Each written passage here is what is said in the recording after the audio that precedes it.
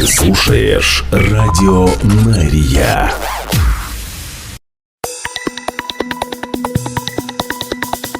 Израильская служба новостей в прямом эфире на Радио Мария. Здравствуйте. Сегодня 16 февраля, воскресенье. Мы начинаем.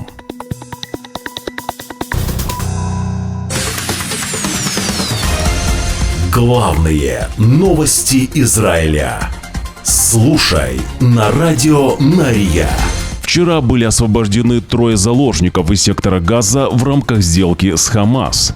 В Израиль вернулись Александр Труфанов, гражданин Израиля и России, Саги Декель-Хен, гражданин Израиля и США, Яир Горн, гражданин Израиля, репатриант из Аргентины. Все они были переданы представителям Красного Креста, позже же военнослужащим ЦАЛЯ на промежуточной точке передачи. Напомню, что президент США Дональд Трамп ранее заявил, что требует освободить всех заложников до 12 часов дня субботы 15 февраля. В противном случае угрожая, что поддержит прекращение перемирия и тем, что в Газе начнется настоящий ад. Правительство Израиля публично это требование Трампа поддержало. Но в настоящее время неясно, как будет действовать израильское руководство, если Хамас просто продолжит постепенно освобождать израильских заложников в обмен на сотни палестинских заключенных в формате, который был согласован ранее. Александру Труфанову 29 лет. Его отец Виталий Труфанов был лишен жизни террористами Хамас 7 октября 2023 года. Александр был похищен из своего дома в кибуце Нир-Оз вместе с матерью Еленой, бабушкой Ириной и подругой. 3 женщины были освобождены в ходе сделки еще в ноябре 2023 года, после 54 дней плена. Труфанов же удерживался исламским джихадом, он был отдельно от остальных. СМИ Израиля заметили, что у Саши увеличился вес. Саги Декель-Хен, 36 лет. Он также был похищен 7 октября 2023 года из кибуца Нир-Оз. Саги входил в группу обороны кибуца. Его отец Джонатан Декель-Хен, профессор еврейского университета, был в тот день в отъезде. Мать же была захвачена Хамас, но впоследствии спасена. Яиру Горну 46 лет. Его похитили из Нир-Оза также 7 октября 2023 года. Его младший брат также был похищен и остается в плену. Семья Горна много лет назад репатрировалась из Аргентины. Хамас же объявили, что в обмен на освобождение 3 израильских заложников вчера власти Израиля выпустили из тюрем 369 палестинских заключенных. Из них 36 были приговорены к пожизненному заключению. Новости на Радио Мария. Посол Российской Федерации в Израиле Анатолий Викторов вручил освобожденному из сектора Газа россиянину Александру Труфанову новый паспорт – паспорт Российской Федерации. Об этом сообщает телеграм-канал российского посольства в Израиле. Далее цитирую. Викторов вручил Александру Труфанову паспорт, удостоверяющий личность гражданина РФ за пределами территории Российской Федерации, который он по понятным причинам не смог своевременно получить, говорится в заявлении. Посол сказал, цитирую, «Искренне приветствую освобождение нашего соотечественника и подчеркиваю, что российские дипломаты находились в постоянном контакте с израильской и всеми заинтересованными сторонами по этому вопросу». Официальный представитель МИД РФ Мария Захарова выразила признательность палестинской стороне, а также катарским и египетским партнерам за помощь в разрешении ситуации с российским заложником.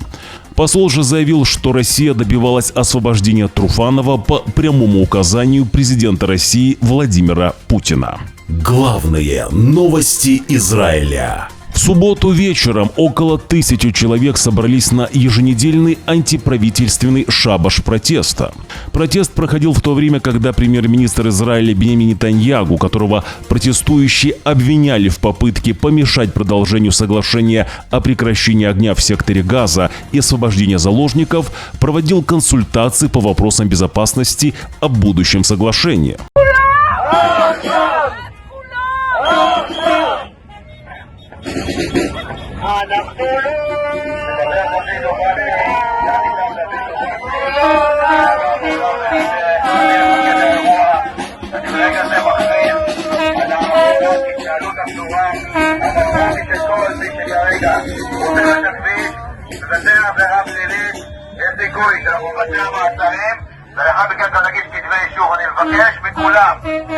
Выступая на акции протеста, Эйнав Зангаукер, мать заложника Матана Зангаукера, сказала, цитирую, что иногда она представляет себя рядом с сыном, который пьет кофе, а она курит сигарету. Между нами и всеми заложниками стоит один человек, имея в виду премьер-министра Нетаньягу. «Нетаньягу, мы устали», — говорит Зангаукер. До этого митинга Зангаукер успевает принять участие и в отдельном митинге, где она также обвиняет Нетаньягу в том, что он бросил пленников, чтобы, цитирую, «сохранить свою коалицию». «Как вы можете играть в политику на их спинах?» Конец цитаты. В акции также принимали участие люди с красными руками, которые испачкали свою одежду красной краской. Добавим, что мы понимаем всю боль Эйнав Зангаукер, но она своим поведением играет на руку Хамас. Вчера же во время освобождения похищенных хамасовцы подготовили специальный баннер. На этом баннере была размещена фотография Эйнав Зангаукер вместе с сыном. Она сопровождалась иллюстрацией песочных часов и надписью на иврите «Время истекает». Израильские лидеры знали, что заложники содержались в очень плохих условиях. Об этом заявил бригадный генерал в отставке Орен Сеттер, бывший заместитель представителя ЦАЛЯ на переговорах по соглашению о прекращении огня. Сеттер утверждает, что кабинет министров знал, что похищенных держат в цепях и многое другое. Вопросы были четко изложены на заседании кабинета министров и небольших консультациях с премьер-министром, говорит Сеттер. Он также утверждает, что Израиль, цитирую, упустил 2 окна для сделки о заложниках в марте и июле прошлого года. Канцелярия премьер-министра Израиля Биньямина Нетаньягу ответила на эти комментарии. В заявлении утверждается, что высшие должностные лица переговорной группы говорят, что Сеттер лжет, и что он неоднократно сливал подробности со встреч, чтобы навредить репутации Биньямина Нетаньягу. Его утечки, утверждает премьер-министр, нанесли ущерб переговорам, подвергли опасности наших заложников и стали отголоском лживой пропаганды Хамас и являются уголовным преступлением. Премьер-министр отрицает, что соглашение с Хамас могло быть достигнуто раньше. Как неоднократно заявляли все высокопоставленные представители администрации США, Хамас отказывался вести переговоры в течение нескольких месяцев и был единственным фактором, который препятствовал заключению сделки, говорится в заявлении канцелярии премьер-министра. В офисе Нетаньягу настаивают, что Хамас ранее согласился освободить только 12-14 живых заложников. Все это должно было произойти на первом этапе, а также на полный вывод войск армии обороны Израиля из Газы и прекращение войны. Также говорится, что Сеттер и другие переговорщики сказали Нетаньягу, что будет невозможно достичь соглашения, если он предъявит более жесткие требования. Если бы премьер-министр Нетаньягу не настоял на крайней мере, половина похищенных живых людей не была бы освобождена на первом этапе, говорят в канцелярии Нетаньягу. Грязь против главы правительства Нетаньягу продолжает каждый день появляться в СМИ Израиля.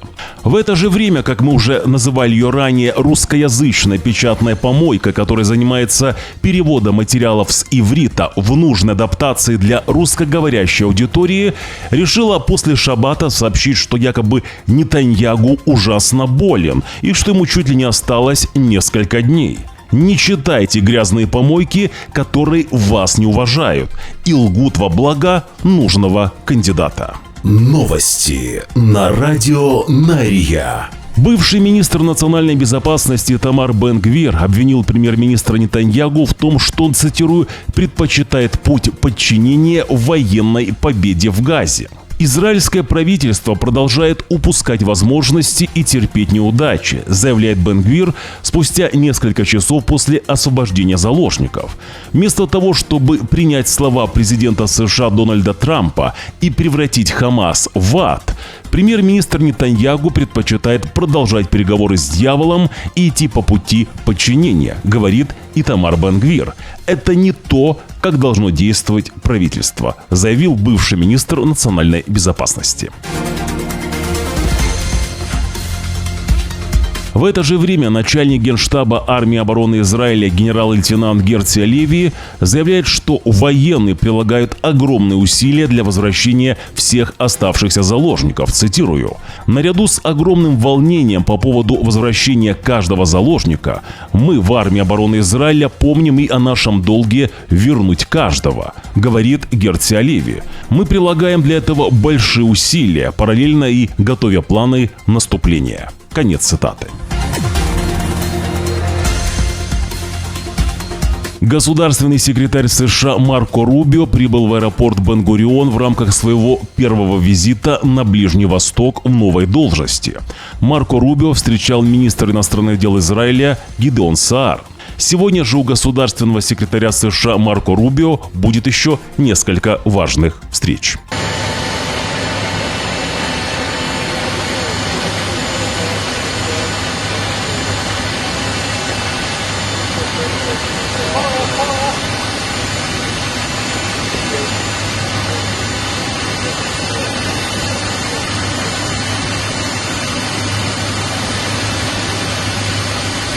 Новости на радио Нария. Правозащитная организация «Клуб палестинских заключенных» осуждает израильскую тюремную службу за худи с угрожающими фразами, которые вчерашнюю партию освобожденных заключенных заставили носить после освобождения. На худи, которые, по всей видимости, стали ответом на театральное освобождение заложников Хамаса, была изображена звезда Давида и слова «Мы не забудем и не простим».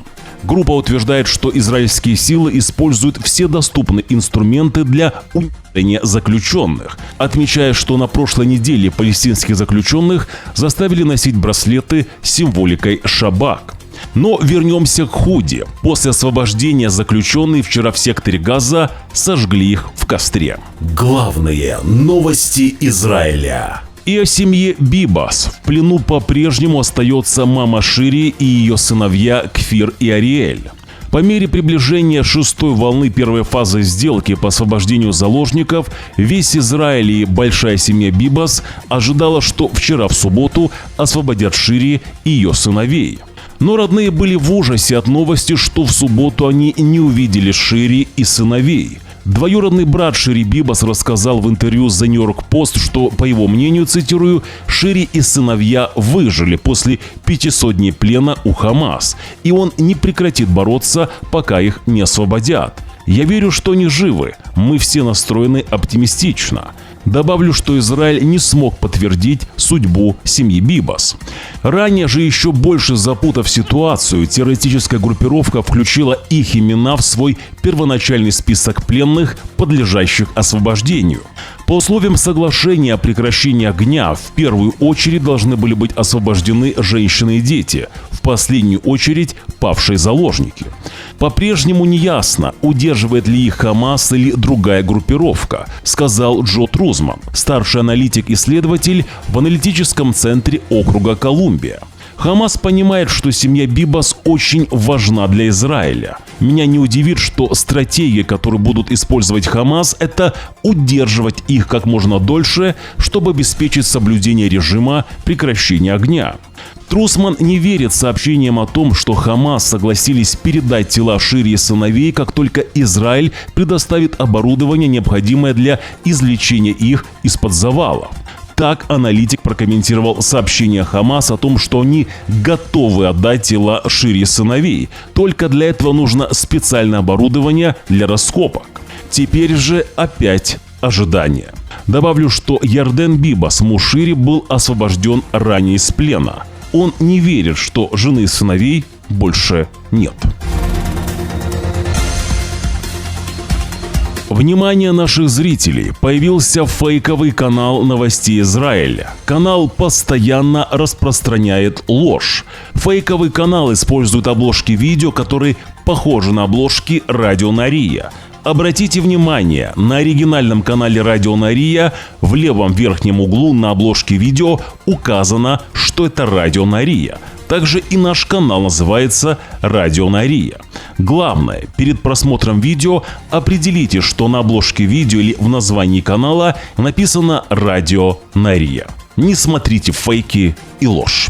Новости на радио Нария. Тем временем вернулся официальный телеграм-канал «Радио Нария». Там мы публикуем то, что не пропускает YouTube. Будьте с нами всегда на связи. Ссылку на наш телеграм-канал мы оставим в первом закрепленном комментарии под этим видео. Также отсканируйте своим телефоном на экранах, если вы смотрите нас по телевизору, QR-код. Так вы сразу попадете в наш телеграм-канал. Главные новости Израиля. Если вы хотите поддержать Радио Нария, можете сделать это прямо сейчас. Подпишитесь на наш канал, нажмите на кнопку «Подписаться». Также нажмите на палец вверх, если видео вам понравилось, или на палец вниз, если видео не понравилось. Оставьте свой комментарий. Благодарность и нашим спонсорам. Их имена сейчас на ваших экранах. Завершаем эксклюзивными кадрами без комментариев. Кадрами, которые должны увидеть все. Вам же спасибо за то, что были с нами. Уже завтра в 6 часов утра 17 февраля мы снова в прямом эфире. Вы должны знать правду. До встречи.